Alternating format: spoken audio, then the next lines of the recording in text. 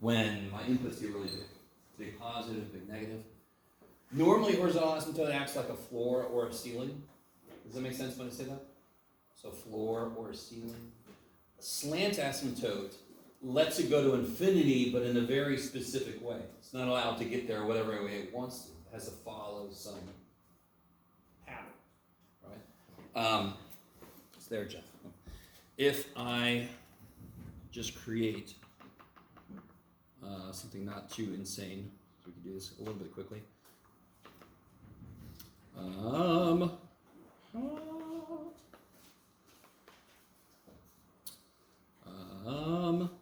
X minus 1, x minus 2, so we'll make this x minus 3. Ha ha. Sorry. So first off, tell me anything you can about this, besides the fact that it has a slant asymptote. I already said that.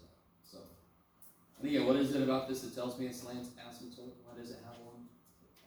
Top degree is bigger than the bottom, so it's going to go to infinity. The top's going to grow a lot faster than the bottom can handle. So it's not going to get small. It's not going to stay fine. It's going to go to infinity. Can anybody tell me vertical asymptote? Just to kind of run through some stuff we should definitely know. Slant's a little bit newer, but vertical's a little bit older. X equals 3. And one big reason that's not an open circle is, how would you figure out the x-intercepts? What would you do? Yeah, so what do you get when you factor the top?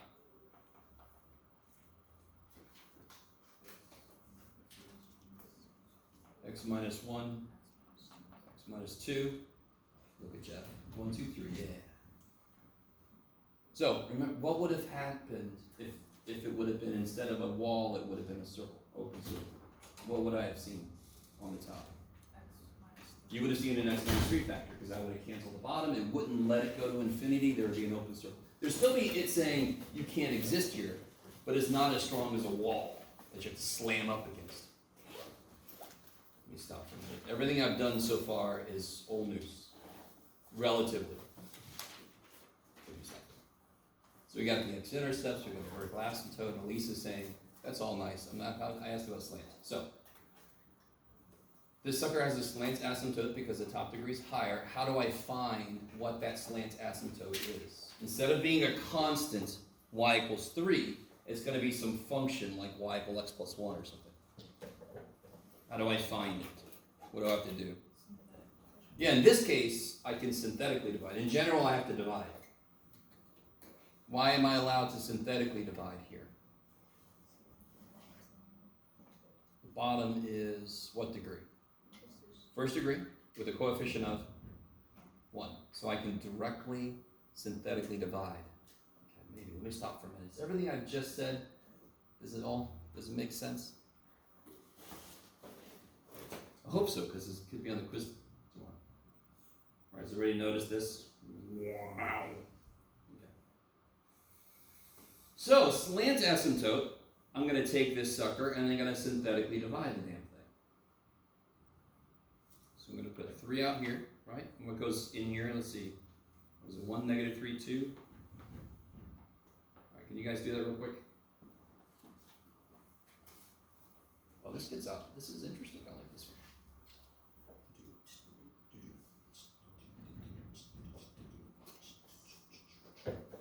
Something a little weird happens, but nothing too major. You just keep going.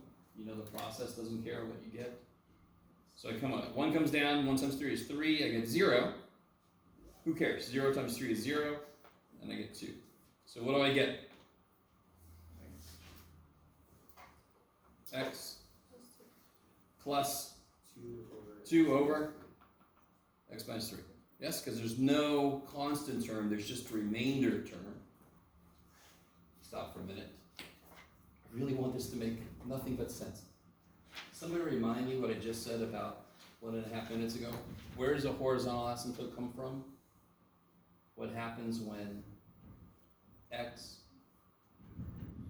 gets really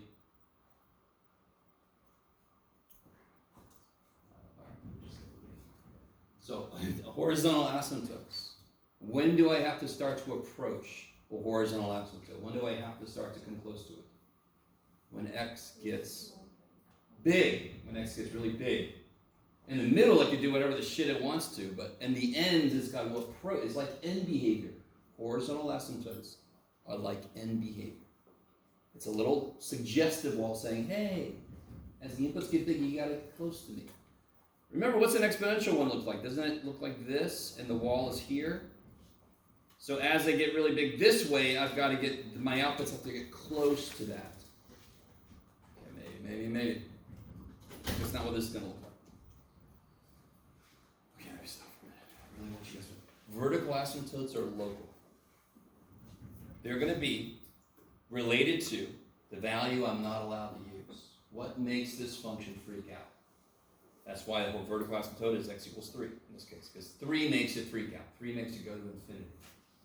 Horizontal asymptotes are not local. They are what happens when your inputs get really big. Yes? I thought it's when y equals 0. No. Y equals 0 is a possible horizontal asymptote. Setting y equal to 0 finds you x-intercepts. Right? Yeah. One possible outcome when you find a horizontal asymptote is y equals 0. Okay. You could also get y equals 1. You could also get slant asymptote. Yes?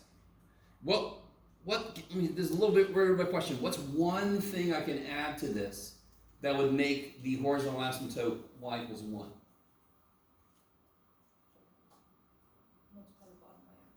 Yeah, okay. Make the degree of the bottom, put a little 2 right here. I'm going to undo this in a second. Right? If I put a little 2 right there, wouldn't that be y equals 1? How to make it y equals 0? Put a little 3 right there. Look at that shit. Why is that y equals 0 now? Why is that horizontal asymptote y equals 0? What happens when x gets big? The bottom gets way bigger faster, so the whole thing gets really small. Yes? It needs you. If they're lockstep with each other, neither the top or the bottom is winning, so they sort of like agree on a value, meaning they agree on the value of 1. So as x gets big, it's going to approach 1. Here, well, let's finish this, and then I want to come back to this. You're like, dude, it's been a weekend. I understand. So help me out. If the horizontal asymptote is what happens when x gets big, and a slant asymptote is just a possible outcome of that, what happens to this term when I let x get big? What happens to this term? Super small, so it goes to 0. So when x gets really big, my function looks like y equals x. And here, all right, let me do this. What if I had a function that looked like x plus 1 over x? What do you get when you put a 1 in? You get 2, yes? Okay, and anything I plug in is going to be a fraction. When x gets really freaking big, so 3, this would be like 4 over 3, 5 over 4, 99 over 98, 100 over 99. Can you guys see what that's approaching? Just thinking about it?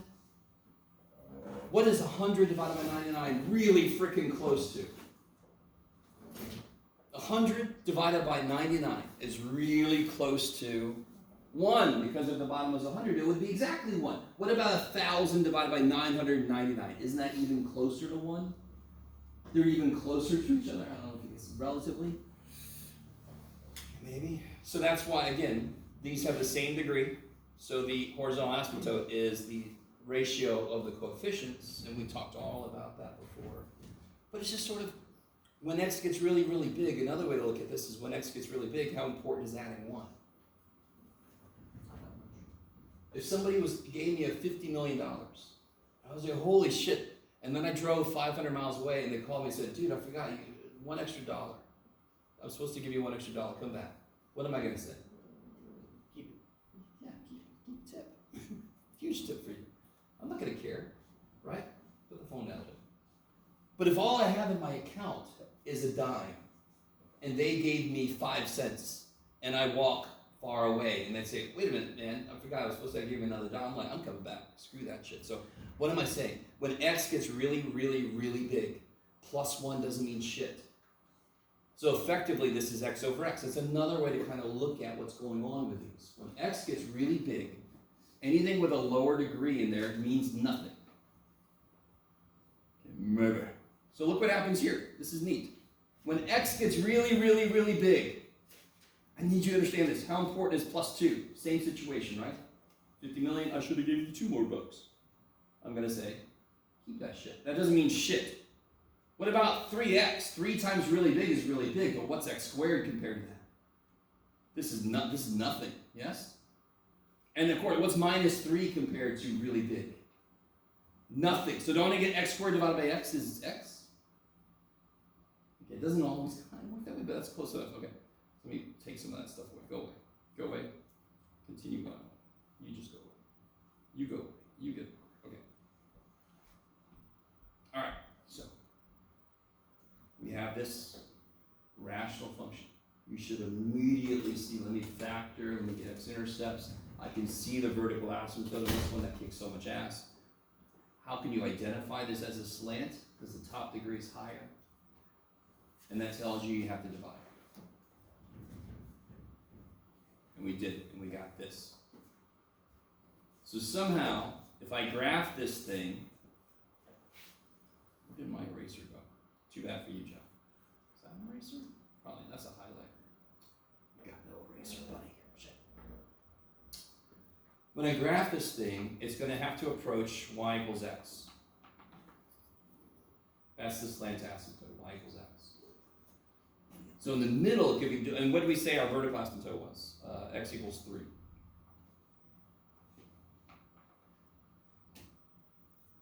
Let me stop for a minute. So that's me just graphing the walls. I'm doing a really poor job of it, but we'll be okay. 2, 3, sure. So I graph the y equals x, that's my slant, and I graph the x equals 3, that's my vertical asymptote. Can you guys see that I've broken this up into 2 regions? One region, second region. Right, one region, second region. So my vertical asymptote always breaks me up into regions. What could it be doing back here? It could be doing this. Jeff, you can do it. There you go. It could be doing this, or it could be doing this. Do you see that? Because of the walls I've set, I already know it's got to look one of 2 ways. What could it be doing over in this region? It could be doing this, or it could be doing this. Right? Do you guys see that? It can't be doing all of those things, because then it wouldn't even be a function, correct? It wouldn't even pass a vertical line test. All right, so let me back up, back. What else did we know from the original function? What were the x-intercepts?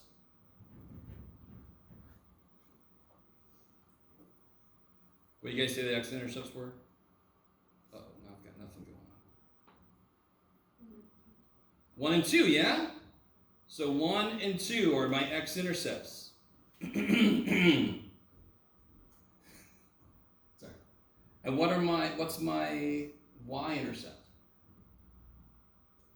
You can see it from the beginning. Make x 0. 2 over negative 3, so negative 2/3 is my y-intercept. So what's it definitely looking like in here? Is it up here? Yeah.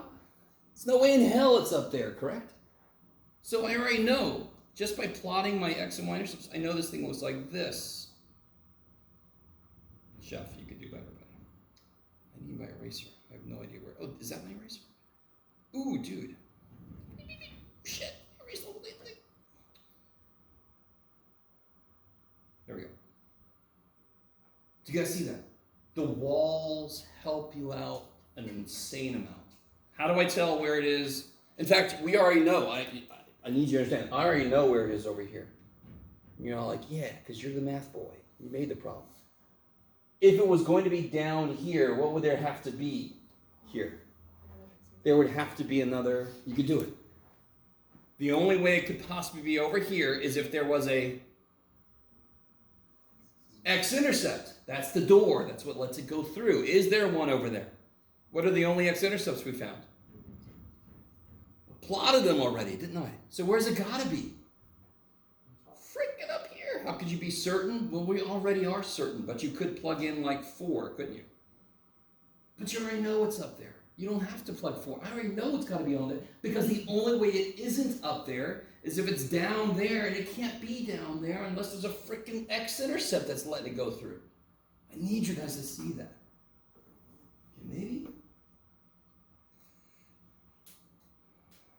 Okay. All right. Maybe.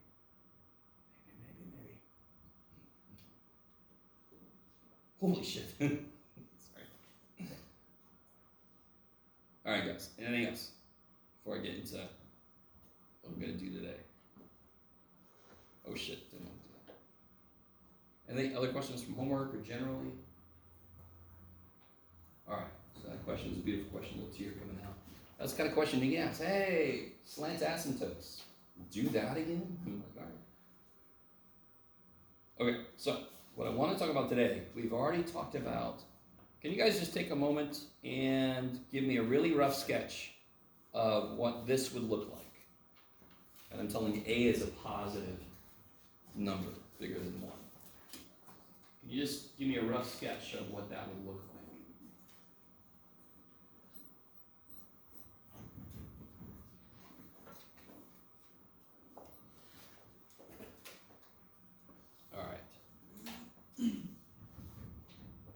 Doesn't have to be perfect. Just a rough, you don't even have to show scale. When I say rough sketch, I mean rough ass sketch.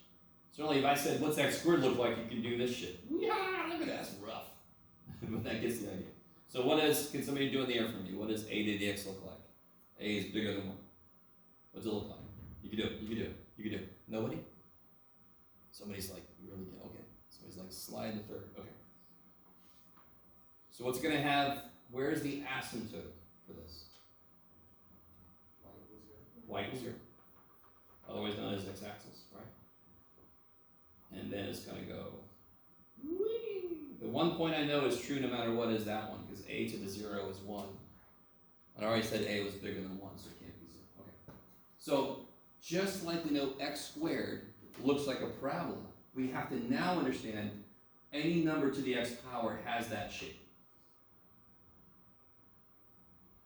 Yes, sir. I drew it going the other side. Does that mean A would have been negative? Oh, yeah. So I was being specific, a greater than 1. Oh. If a was, not negative, but if a was between 0 and 1, then it would have turned around. From your perspective, it would look like that. Yes. You guys kind of with me? Because remind me, this is the last thing we did last time. What would this look like then?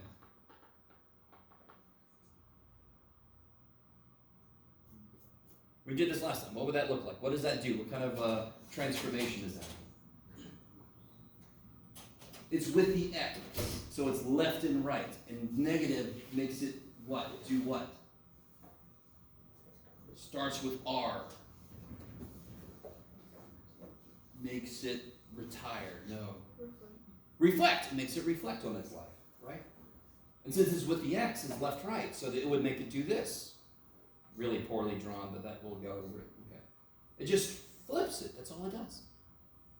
And let me remind you, what's a to a negative 1 power? Just first off, all right, I know a lot's coming at you. Every single step I'm doing, you have to understand. Does everybody agree with me? I could have gone temporarily insane, and you can have your chance to correct me right now. Does everybody agree with me that that equals this? Again, I could have went insane. Because what do you do, of course, with the powers? The negative 1, the x, when you have it like that, what do you do with them? Multiply, and of course it becomes negative x. So this is the same thing. What is anything to the negative 1 power? What does the negative 1 power mean?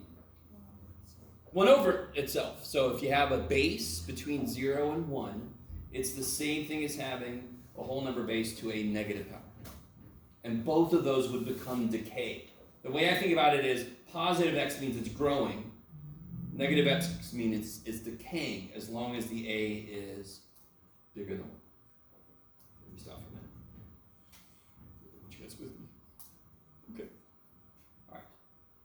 So the basic shape doesn't change. I can reflect it, I can move it, I can do all this shit, I can smoosh it, I can stretch it, but But it's got that shape. Okay. Love you guys. So what we did last time, I think the last thing we actually talked about was half-life for a second, but we talked about the negative and what it does. I'll come back to this. Last time we looked at the inverse, but I don't want to talk about that right now. I want to talk about a specific base. And for a moment, I have to do something that desperately bores the shit out of me. So I'm really sorry. And you're all like, normally the stuff I talk about, the math stuff, does not bore me. I love it. It's amazing. I'm about to talk about business, which bores the shit out of me. Okay, just want to let you know. If I put $1,000, oh boy, Jeff, come on. Put $1,000 into a 5% account. Does this sound familiar? Have you guys ever done a problem that kind of sounded like this before? And hopefully you'll have a savings account or something. If you don't, you should get one if you do. $1,000 into a 5% account. And it was, I really don't want to do it. Simple interest. All simple interest means is I don't add the interest until the end of the year. Jeff, you know you're bored, but you can at least write so people can read. I don't know if I have that ability. That's a little better. That's an N. If it's simple interest, all I'm going to do is the amount in the account will be PRT. And very often I'll call this the I for interest. Not the amount, but I for interest. So I be pretty is the equation. I equals PRT. I be pretty. Does that look familiar to anybody? When you take $1,000 times 5% times however long if it's a year. Watch this. Bam, bam, bam, bam. It'll be $50 interest in a year. If it's simple interest. I'm really not going to spend a ton of time on this. So, there's another kind of interest. There's another way to do this. Have you guys ever heard of a couple things? You need to have money to make money. Have you ever heard of that expression? It's a very true expression. You need to have money to make money. Well, that sucks. If you don't have money, you need somebody to give it to you. Have you also heard about money makes money? So the more money you have, the more you can put into account, and then it just sits there and makes its own money on top of itself, correct? Okay, let me see if you guys are really with me. I really don't want to do this a lot. So $50, yes? How much money do I have at the end of the first year? I started with 1,000, yes? So we got 1,000, that's crazy. So we got 1,050. So during the next year, I'm going to start with 1,050. So do you see how it's kind of growing on itself? How quickly it grows is based on how much is in there. So, simple interest is I add the interest after a full year. Compound interest, God, there's just no way to make this quick. Compound interest is if I do it like twice a year or every month. You guys kind of with me? I really need you guys to be with me. If I do it every month or every day, yes? That's what's called compound interest. It's like building on itself. Okay. All right. So here's what that will look like. So if I call n the number of times I'm going to add the interest. So in my first example, it would be 1, because they do it once per year. Let's just put per year.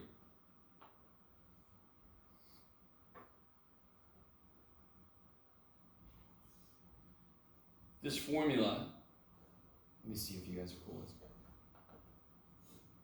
it. I'm jumping a little bit, I don't care, because I'm not going to spend any more time on this crap. Here's the full formula. Okay, let me explain this. If I have a 5% account, and I add interest every month, 5% account always means per year.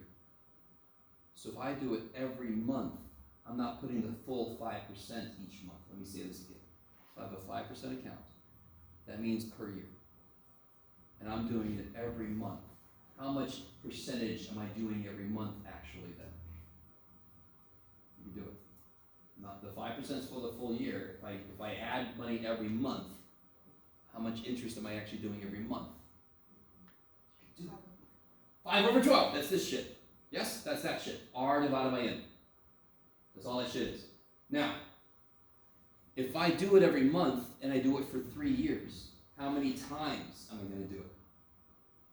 Every month for 3 years. 36, that's this freaking thing. N times T. The number of times per year times the number of years is the total number of times you're going to add money on itself. Let me stop for a minute. Yes, that's the appropriate reaction. Sorry, really? I'm sorry. Okay, so this is what's called a compound interest formula. N is how much, so if I did it every day, it would be like 365. Maybe 366 of leap year, I don't know. Okay. I love this. So, good God. So I need you to understand what I'm about to say. Do you all understand how if I add it every month, I'm going to grow quicker than if I just added it every year? If I add interest every month, I got more money to grow on top of itself for the next month. Then I add more interest, I got more money to grow for the next month. Blah, blah, blah, blah, blah. But if I only add it once a year, I'm growing, but nowhere near as fast. How does freaking life work? If you have a little tree, a little acorn, and it starts to grow,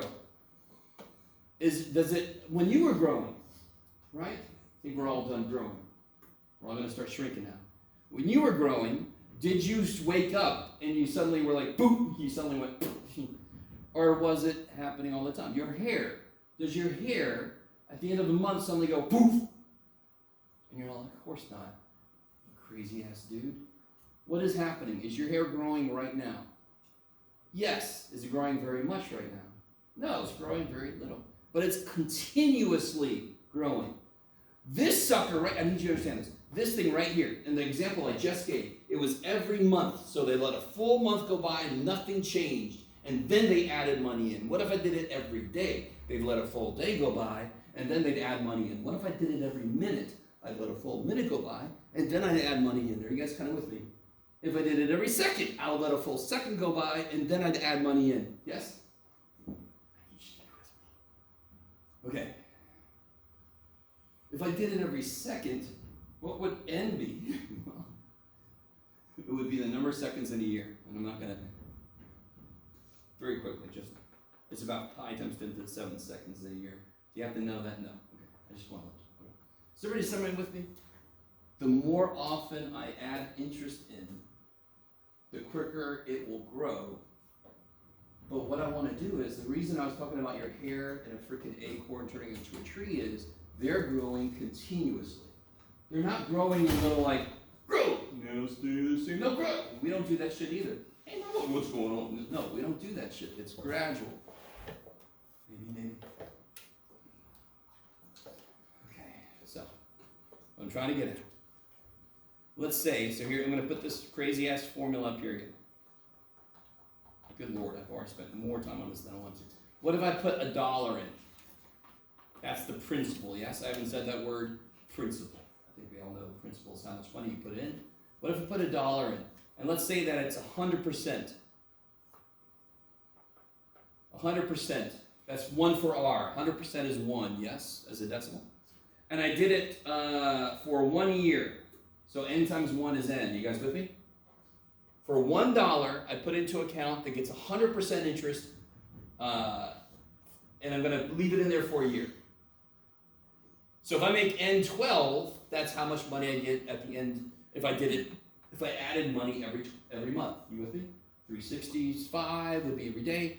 What I want to do, what I want to investigate is let N, I wanted to make it like life. I wanted to make it like my hair, right? I wanted to grow constantly. I want it to continuously grow. I don't want it to wait and then add shit in. Wait. No, I want it add. That sounds great. Sounds great. You could even take $1 and make it into something you could maybe buy lunch at Chipotle. I don't know. So I want to let N go to infinity. I want the number of times I add money in to go to infinity. I really need you to understand. If I do it every second, that's often, but is that continuous? No. And if you play any games, you know when your frame rate drops down and you're moving every second, it's not good. I shot you, I'm sorry. I'm getting a lot of lag. It's not good. Okay. So I want continuous. So help me out. Here, let me see. I brought them just in case anybody wanted to play. So if you want a calculator, you can come get one. What I want you guys to do, can you, just for a moment, I'm going to help you put this in your calculator. I want to look at values of n and figure out the output for a. So what if we make a n 12? That's per year, right? Per month, I'm sorry. What if I make it 360? That's roughly for a year, yes? And then I'm going to look at maybe 1,000 and see if our calculators can handle it. Okay. Yeah, semi with. So we're looking at this function, and I want to see what are the outputs if I let n get bigger. Same thing we did when we were talking about horizontal asymptotes.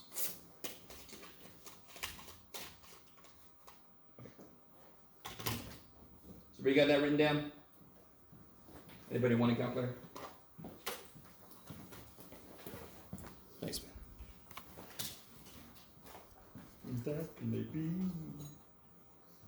Okay, I'm assuming everybody's got that written down. Thank you. So I'm going to put in here 1 plus 1 over x. We're cool. The variable. Oh, by the way, it'll get there. There we go. We don't need an n in there for this to make sense. Let me see if I can make this thing go away. I always forget to do that.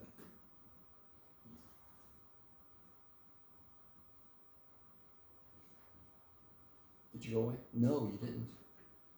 You're a jackass. Let me try to hear. 1 plus 1 over x to the. You're not going to do it, are you? To the x. So let me talk about this generally for a second. Arg. This is the one that always works. Why aren't you working? I'll stop after this, by the way. Okay. Whatever happens, why? Oh, you're gonna go away. Ha. Okay. By the way, look. When x gets really, really, really big, what happens to 1 divided by x? Goes to 0. So the inside goes to 1. Is everybody with me? Does it ever get to 1? Does everybody get that? That 1 over x never gets to 0 because it's always 1 divided by something, but it gets really close to 0, stupid close to 0, insanely close to 0. So the inside's never 1. What's the power doing when I make x big? It's getting really big. So it would be understandable if you thought the answer should be 1 when I let x get big, because the inside goes to 1, and then it doesn't matter what the power is. 1 to any power is infinity. But what did we just say? Is the inside ever exactly 1? Never.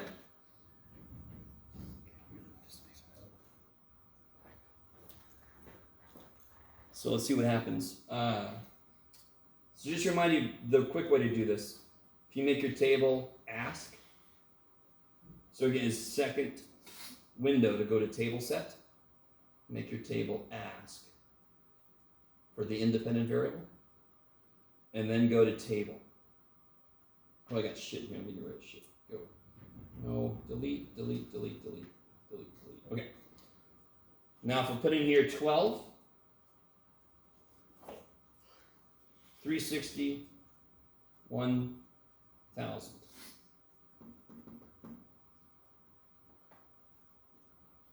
Do you see how it's sort of approaching? Do you guys see how it's kind of like settling in on a number, it looks like? That number doesn't look very special to us. I don't blame us. What if we put in 10,000? Now it's locked in. Now, no matter what, if I try to do 9,000, 90,000, it's pretty well there. 200,000. 1,000,000,000,000,000,000. Well, shit, I screwed it up. Poor little guy, freaked out. Don't do that. Too many zeros. Okay. So it's pretty much stabilizing on a number here. Let me stop for a minute. We did exactly this when we looked at horizontal asymptotes. And we saw that it was approaching an output. It wasn't growing as much at the end. It was approaching a single number. Now, real quick, it doesn't equal this.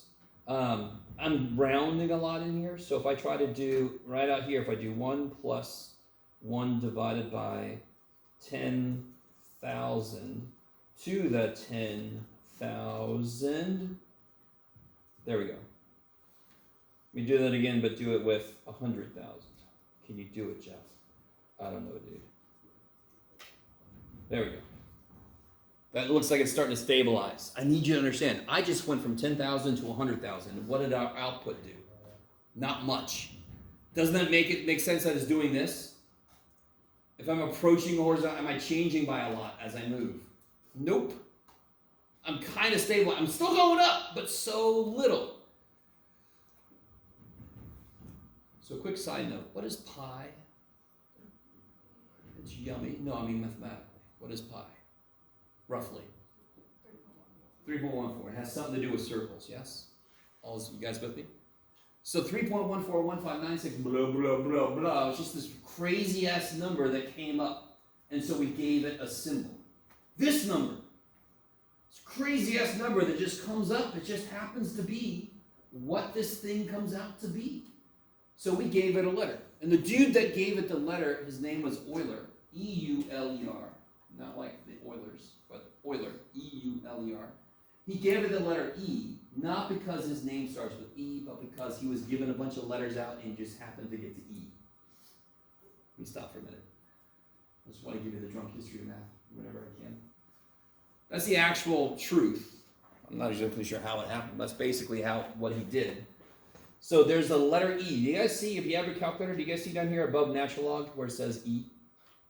And by the way, you might not know, above this weird button here, LN, it's got the E button, yes?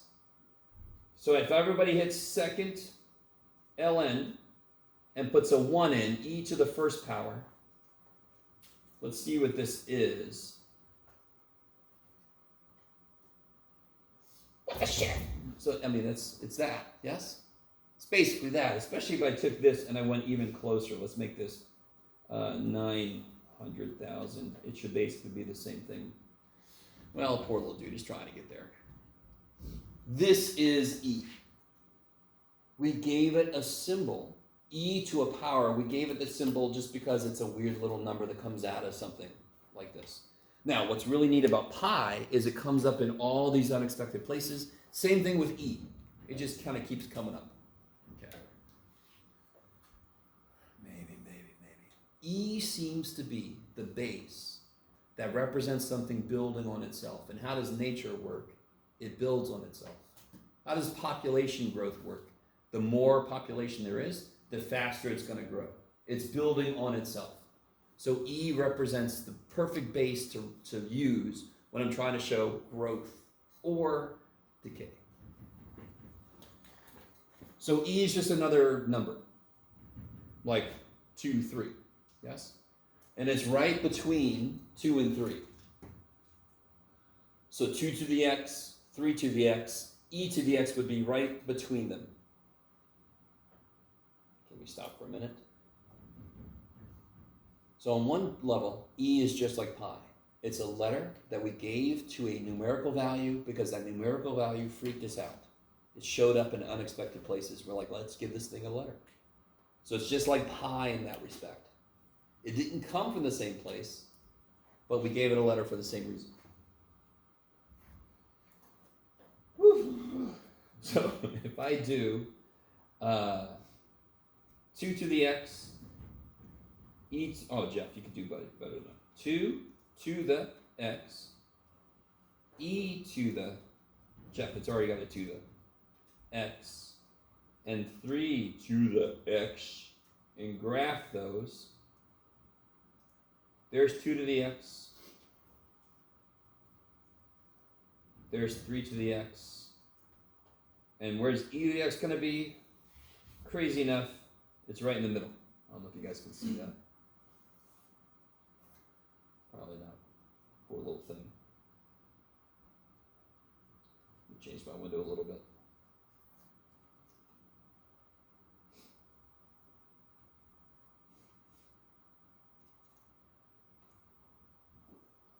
2 to the x,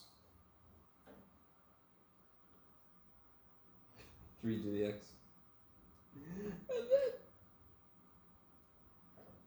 and then e to the x.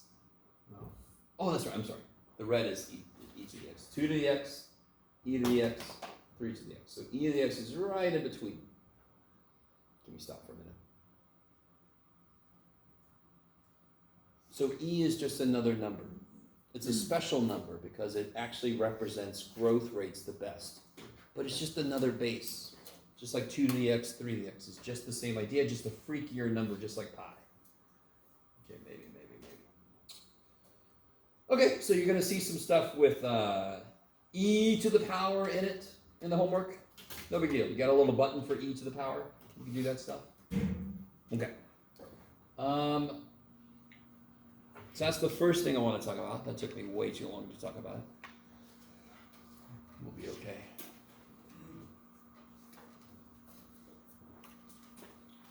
So now, go where? I want to go back to one of the last things we did last time. We're going to do this entire semester. Every time we learn a new function, we're eventually going to learn its inverse. Which makes sense. If I currently, let's do this. Let me give us a little motivation. Let me give you an equation we can totally solve right now. And then another one that looks just like it that we don't know what the hell to do. So if I have this equation here.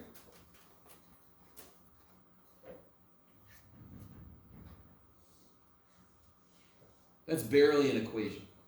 It's an equation for sure. But do you see how it's sort of like, what's it really asking me? What's this asking me to find?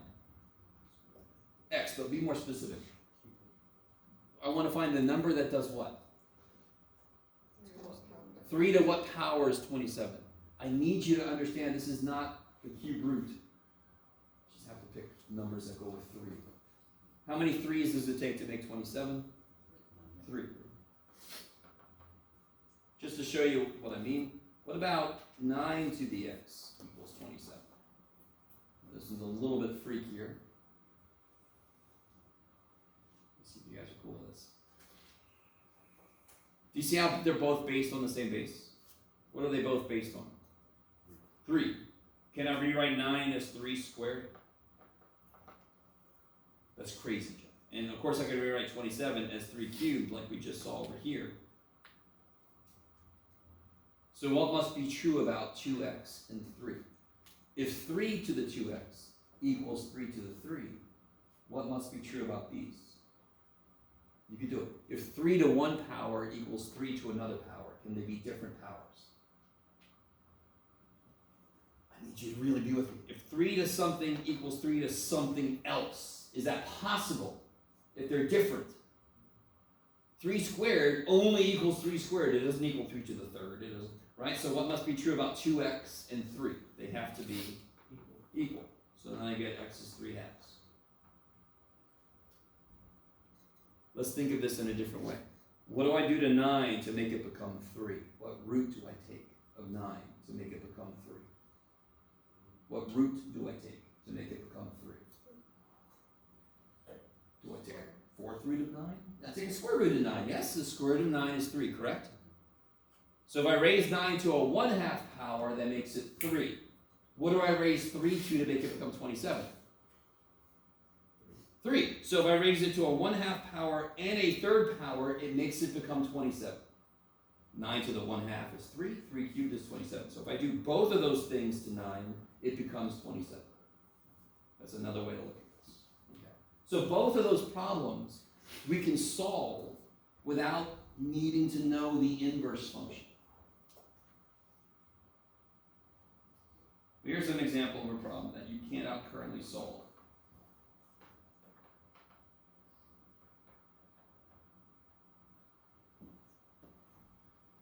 So what power does 11 need to become 14.9? Can you just think of that and tell me the answer? The exact answer. I can give a pretty good estimate. It can't be much more than 1, correct? 11 to the 1st power is 11. 11 squared is 121. So the answer is going to be like 1.03, I think, or something like that, right? It's not going to be very much more than 1. You guys kind of with me? You can give me an estimate. I want to know the exact answer. Of course I do. So how the shit? Okay, so do we have a way to solve this equation?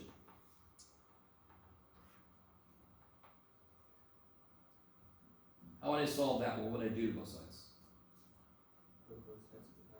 Yes, do the inverse function, so then I can say, oh, the answer is 11 to the third power. I need an inverse function so I can begin to think about how to solve that. Yes? Okay, maybe. Okay. And again, what did applying the inverse function do for me? Didn't it free up my x? Didn't it get x by itself? What really sucks about this is, where is our variable? Where is x? It's in the freaking exponent. How the shit do I get that free? How do I bring it down? I don't have like a little function that's like a little dude reaching up with a really long arm. Let me get you down. No, we don't have that function. Little dude long arm function, if it exists, that's more advanced than I've ever taken. We don't have little dude long arm function, as much as I wish we did. Okay. Sorry. Do we have big dude short arm? Maybe he's big. No, stop. So, there's a little motivation into investigating what the inverse of an exponential might be. Because one big thing about mathematics is I want to be able to solve frickin' equations. Because in real world, we make observations, we set up an equation, and then we want to solve it. And if we have an equation that's got a frickin' exponential in it, I'm like, shit, we're screwed. Okay, so last time, at one point we did this. We graphed 2 to the x. I'm going to do it very quickly.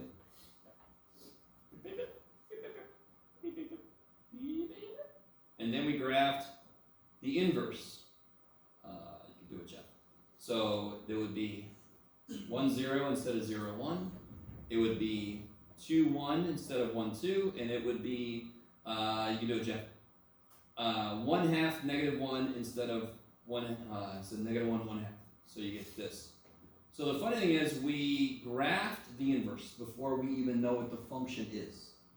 We just have to give it a name. And this is a really great example of math people in the past making a horrible choice. What really screws students over are the functions that have little word names, because they just seem weird as shit. You can handle square root because it's got a little symbol, it doesn't look like anything I'm used to, it's got its own place in my brain, yay. But if I use a word, then it kind of interferes with other shit in our brain. I'm like, I know what that is, but what the shit? So the symbol we decided to use for the inverse of 2 to the x is log base 2 of x. That is the symbol we decided to use. Horrific choice, math people. You were good when you did x cubed and the inverse was the cube root of x. I mean, look at that, that's beautiful. That's a great choice. This sucks, and I think a big part of why students hate logarithms, which is what this is because of that. It's a little freaking word. What the shit? It was bad enough you put letters and now you put whole words in the damn thing. And we got trig coming, and trig, of course, has words. Yay. Okay, maybe, let me stop for a minute. I love you guys. I'm pretty sure this is a big reason why students don't like and don't understand logarithms, is the symbol is confusing already. So let me say this. If I ask you this question, can anyone see what I'm asking?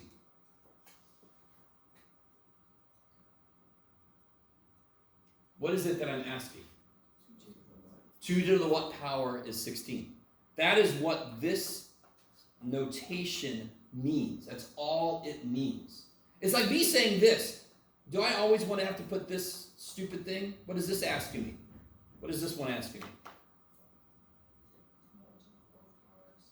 We have a symbol that I can do that all in one. I don't have to make freaking little question marks and shit. Do you guys understand what I'm saying?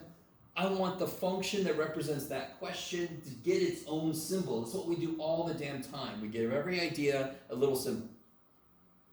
So instead of eternally putting little question marks, we're going to give it a symbol. And again, it was just a bad choice. It was a bad choice. I want to directly address that. It was a really bad choice. I was not alive back then. I don't care how old you think I am. Wasn't around. Couldn't do anything about it. Okay. So the answer to this question is the exact same answer to this question. What's the answer? many 2's does it take to multiply by 16? No, it doesn't take 8 2's. 2 times 2 times 2 times 2 times 2 times. No, how many 2's does it take to multiply by 16? 4. There, thank you. So the real question is, what power does 2 need? So let's look at what power does the base need to become the inside? That's what that symbol means.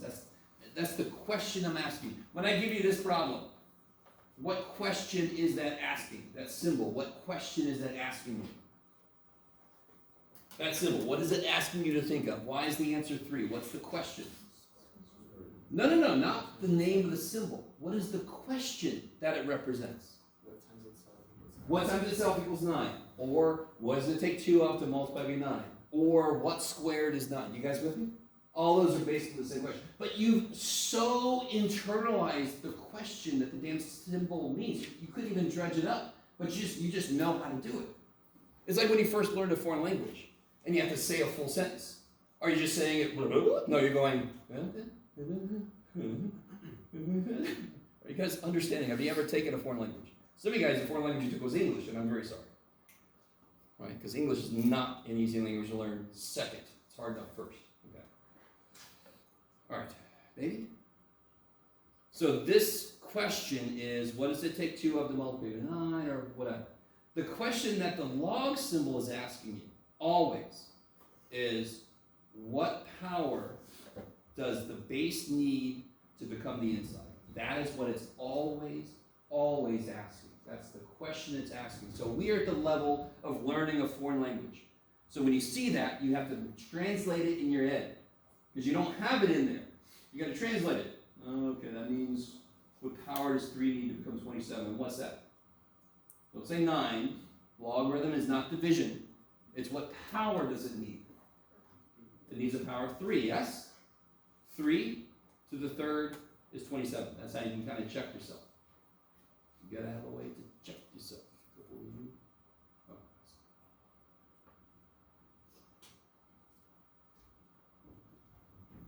So what about here? You guys think about this. What do you got? Log base 5 of 125. Don't say anything. Think about it. If you don't know, can you think of a way to figure it out? Besides, you know what buttons to push when you come there. It's never a good answer. What's the question that it's asking? What power of 5? Yeah, what power on 5 makes it become 125? How many 5s multiply to be 125? Those are the same questions. I like to emphasize that logarithms are powers. The answer is always a power. So does anyone know what power 5 needs to become 125? 3. 5 times 5 is 25. Times 1 more 5 is 125. And I like that the road we take, most of us to get to Grossmont, is 5 cubed. The good old 5 cubed.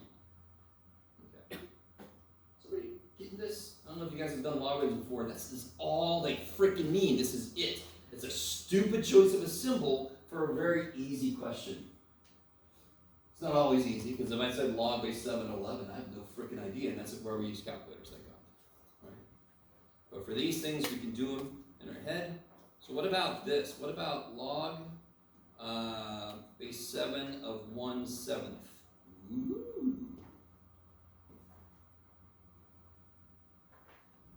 So what's the question? A better way to think of this one is the power, right? What power does 7 need to become 1/7? What power is that? Yeah, negative power makes things flip. So the most important thing for any problem in a math class is, do you have a method to attack it? You might not get the right answer, but you fundamentally always have to have a way to attack it. And the way to attack a logarithmic question is just to go, what does the base need as a power to become the inside? That's the question it's asking. So what about this one? Let me do a nice one first. What's log base 2 of 8? Yeah, 2 cubed is 8, yes? 2 to the third power is 8. What about log base 8 of 2?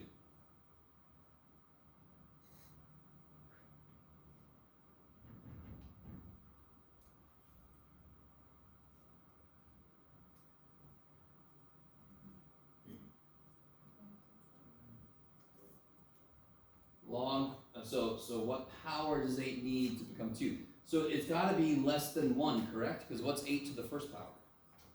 8. So it's got to be less than 1. And in fact, to make a number become smaller, well, what if it was 1? Let me ask you this before I answer that last one.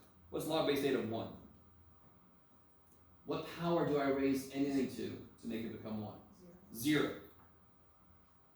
And what's log base 8 of 8?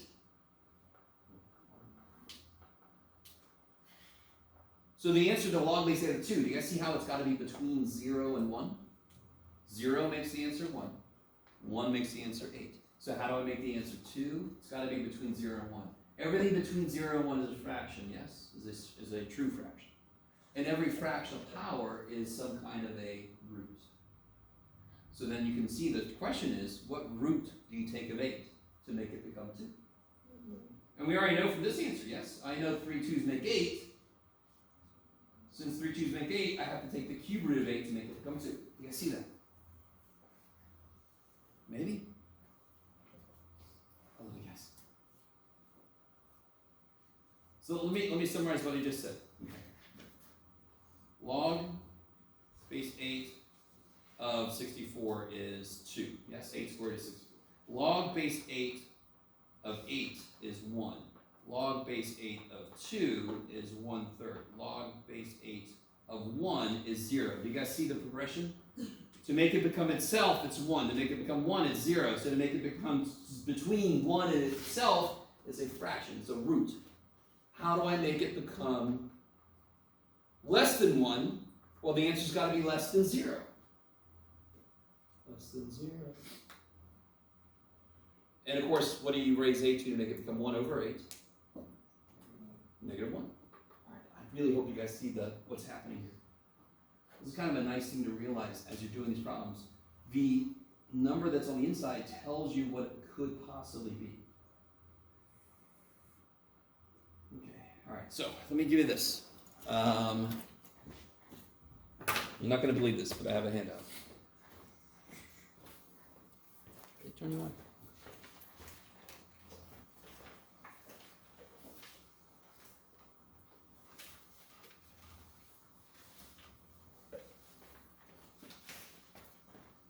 Sorry. Sure.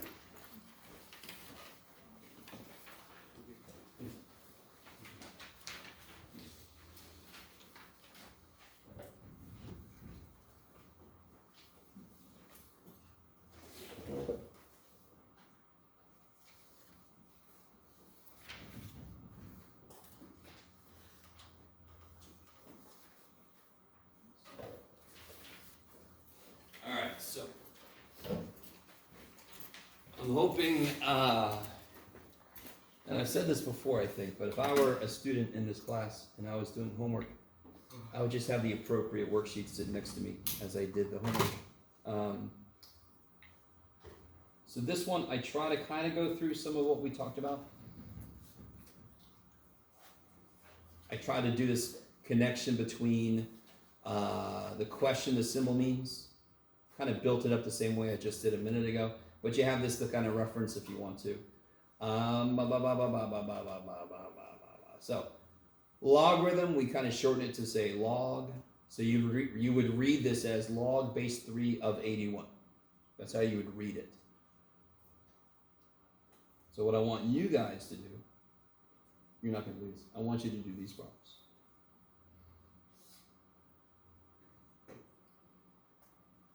So give them a try. Let me know if you need some help. And don't use a calculator because of evil. None of these should you need a calculator. No, you should not need a calculator for any of these. In fact, part H we already did, so you're welcome.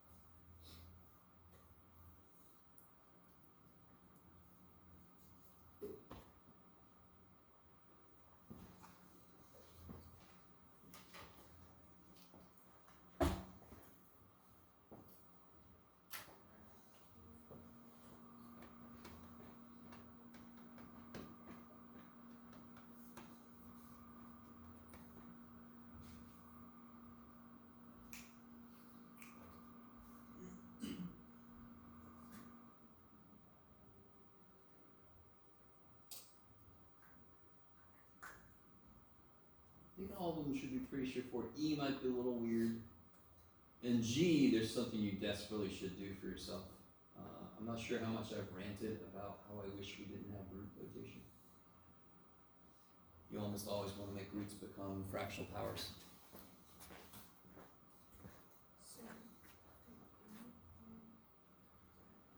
And the funny thing about this question is to say, what do you raise B to make it become A to the 8th? That's it, yeah. It's almost too easy. It's like too easy that makes it hard. And that's part E. Part E is so easy that it becomes hard. We'll see if you guys agree with me in a minute.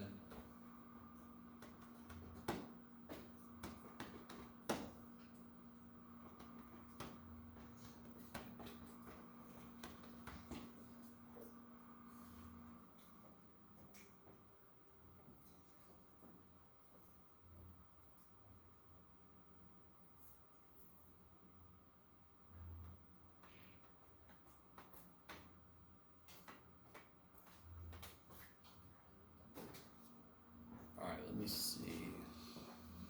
Who's got part A figured out? Oh, I didn't stop you. That's going to be a very exciting part of that. Oh my God. Let's see. There we go. Who's got part A? Anybody? 26. Say again? 26. No. So what's the question it's asking? How many threes does it need to be 81? How many threes do I need to multiply to become 81? So if you say 26, that means 3 times 3 times 3 times 3 times 3 times 3 times 3, 26 times, right? Okay. I think I know what you did. Sort of you divided, but then you took 1 away. So like if you divide, you get 27. Yeah, and then you must have thought I already had a 3 or something. Okay. So be really careful. Logarithms can't mean division, or else why would we have created this symbol? You know, like, because you people are sadistic. All right, we are, but that's not why we made the symbol. The symbol is a completely different operation. Nothing else exists that's like a logarithm. You know, like, thank God for that. So the question is, how many 3s multiply to become 81?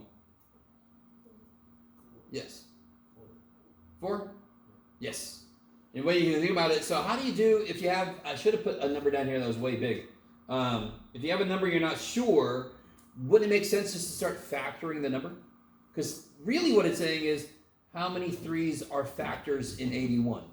That's another way to look at it. So if you break 81 down, 9 times 9, 3 times 3 times 3 times 3, so then it takes 4 3s. So the answer to a logarithm is how many of the base multiply to be the number inside, or more efficiently, what power the base needs to become the number inside. So part B should be very straightforward. 2. Why exactly? Because 4 squared equals 16. So you can always check yourself. 4 to the power equals the inside. You can always draw those arrows if you want to, right? You can always translate between logarithmic form and exponential form. This one, if you were paying attention earlier, 0. By the way, what base doesn't make sense for a log? 0 doesn't make sense because 0 to any power is 0 to any power, almost any power is 0, right? What about base of 1? 1 to any power is, do you see how that wouldn't work for a logarithm? You couldn't handle, what's 1 to what power is 7? 1 to the infinity is freaking 1, right? So you can't raise 1 and make it 7. Okay, all right. Negative bases we normally don't use either, even though they sometimes make sense, they sometimes don't. Can the base be fractional? Yes. I just want to say that while I was thinking about it. So we normally you guys are going to normally see whole number bases. Well, numbers that are above 1. Let's say whole numbers above 1. This guy's not that bad. 4 2's multiply to be 16. I like it. Or you can check 2 to the 4th equals 16. This one is kind of funny. So I want to look at it two ways. The first way is very straightforward. The question here is, what do I raise b to make it become b to the 8th? And it's kind of like, I just answered my own question. So sometimes students don't trust that. They're like, nah, it's worse than that. No, it isn't. It's freaking 8. Right? Another way to look at this is, how did we create logarithms? Didn't we first graph them? And how did I graph it? I started with an exponential and I found the what of it? Inverse. So how does log base b relate to b to a power? They are inverses of each other. So what will they do to each other? If you put one inside the other one, what will they do to each other? If I cube root of cube, what do those do to each other? If I add 2 and then subtract 2, what do those do to each other? Cancel each other out. So another way to look at this is log base b and b to a power die. So the answer is freaking 8. They kill each other like any inverses will do.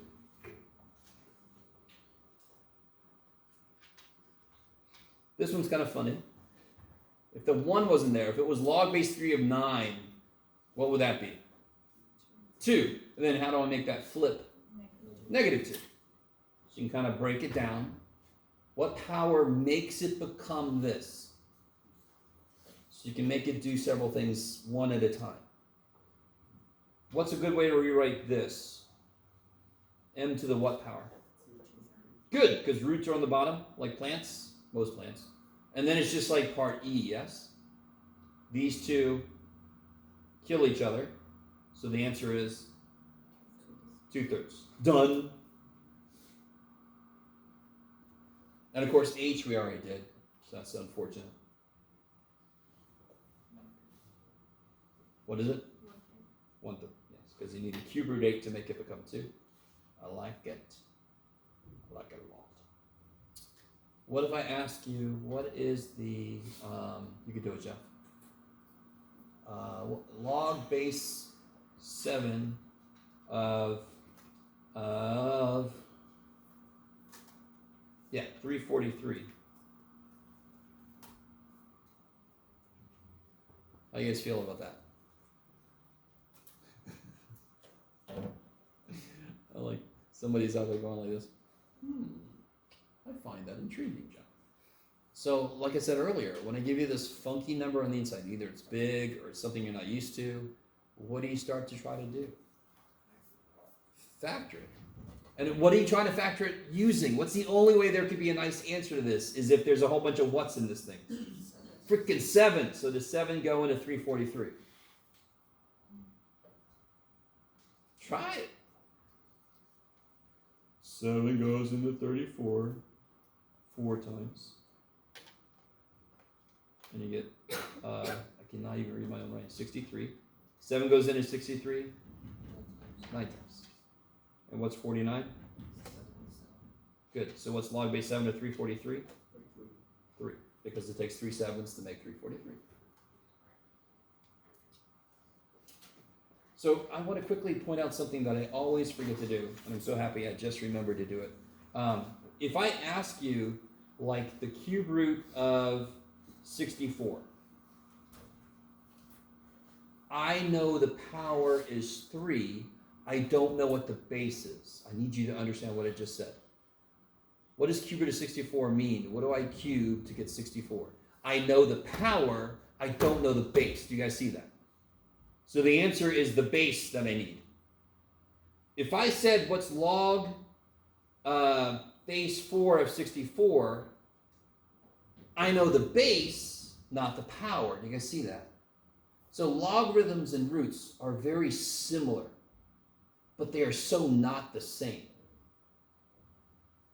So this answer is the same reasoning as this, really. The answer would be what? Because it takes 3/4 to make 64. Yeah. I need you to see that. With a root, I know the power, I don't know the base. With a log, I know the base, I don't know the power. So the answer to any logarithm is a power. Okay. Well, I made it as far as I wanted to. So on the back side is something we'll talk about next time. Every single property of logarithms is the same as a property of powers. So for example, what does this say? What's the base for both of those? What's the base? You can do it. B. Don't they have the same base? What do I do with the powers when I multiply two things with the same base? I add the powers. Do you see that? This is one of the weirdest freaking identities we've ever seen.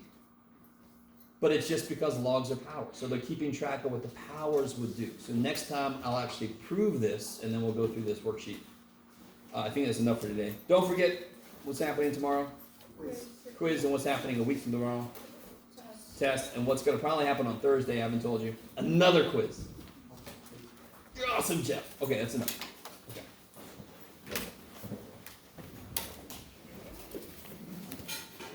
Marcus? You out there? Marcus?